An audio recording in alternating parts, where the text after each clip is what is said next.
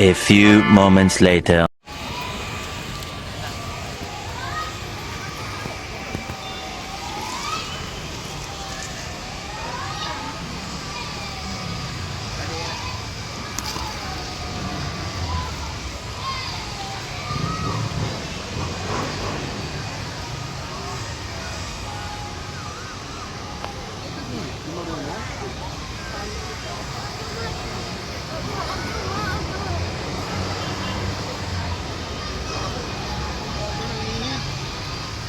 Ngayon po ay pagbabasbas sa pagbabasbas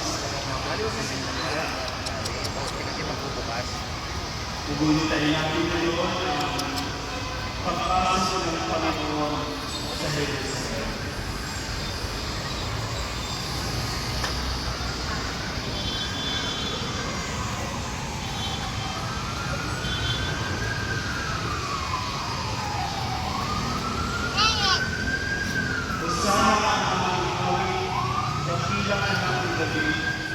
Sa ngalan ng Diyos sa langit, pagpapala ang pagsakit ng pagtugos sa Diyos. Sa ngalan ng Ama at ng Anak at ng Espiritu Santo. Amen. Sumayin niyo ang Panginoon.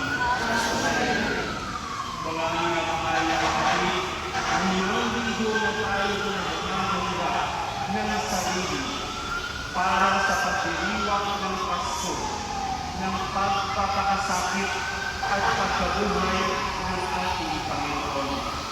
Sinisiyak natin unawain at tuparin ang ating pananagutan sa Diyos at sa kapwa-tao, alinsunod sa aral at halimbawa ni Jesus Cristo. Kaisa ng buong simbahan, sinisimulan natin ngayon ang mga mahal na aral. Si Cristo ay natagumpay na pumasok sa kanyang lungsod upang tuparin ang kanyang gawain bilang Mesiyas. Ang magpapasakit, mamatay at muling mabuhay para sa ating kaligtasan. Kaintin natin sa liwain sa alaala ang kanyang pag-aalay para sa kapwa at sundan natin siya ng may buhay na pananampalataya. Kaisa niya sa pagdurusa sa krus, tayo nawa ay makahati niya sa kanyang pananaig, sa kamatayan at sa kanyang bagong buhay. Magsitayin po ang lahat. Manalangin tayo. Ang manayong makapangyarihan ang mga palaspas nito ay iyong pagpalain at pabanalin upang sa masayanang pagbunyi sa Mesiyas na aming hari, siya ay aming masundan at sa pamamagitan ay aming sapitin ang hindi magmamahal ng lungsod ng Jerusalem na kanyang pinaghaharian, kasama mo at ang Espiritu Santo magpa sa walang hanggan. Amen. Ngayon po ay inisyan po natin ang iyong mga palaspas ng banal na tubig.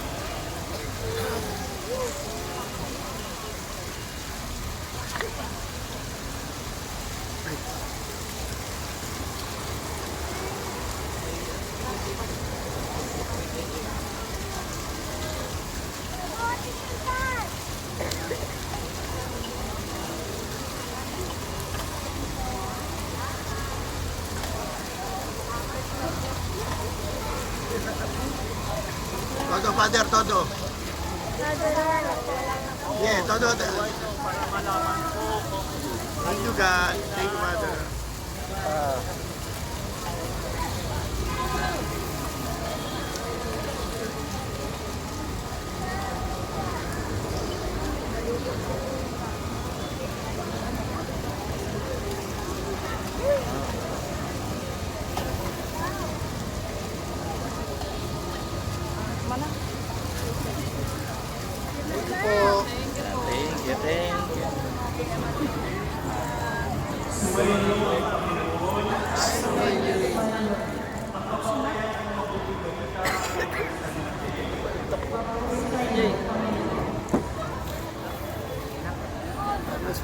Malapit na sila sa Jerusalem. Pagdating nila sa Betfage, sa bundok ng Olivo, pinagalan ng Jesus sa dalawang lalaki. Sinabi niya sa kanila,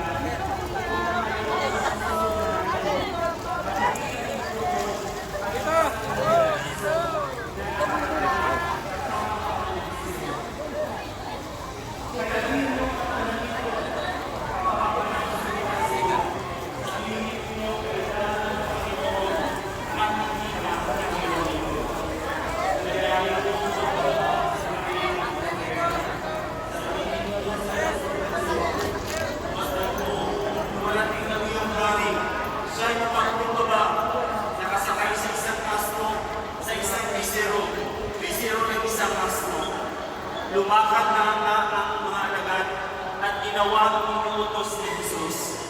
Dinala nila ang malaking asno at ang bisyo.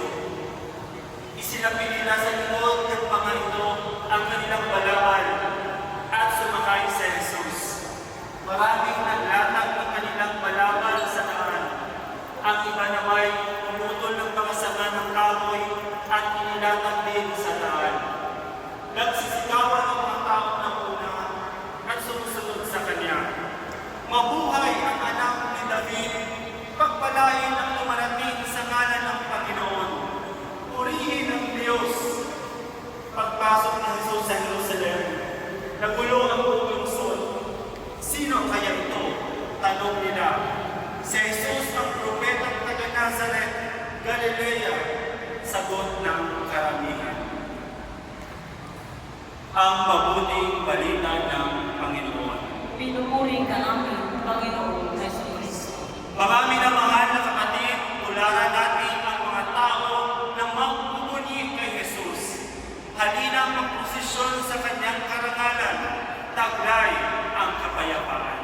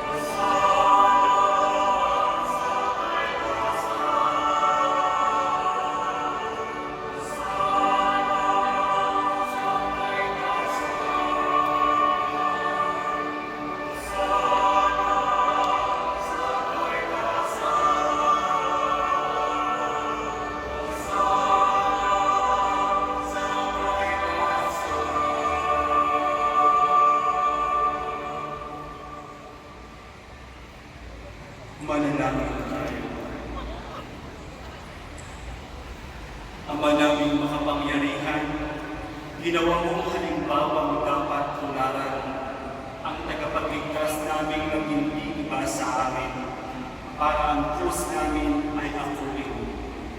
Pagindapalin mo sa mga pagdiriwang ay aming kamtin ang kanyang bulirang pagkamatiisin at ang pakikisalo sa pagkabuhay ng pagniningning sa pamamagitan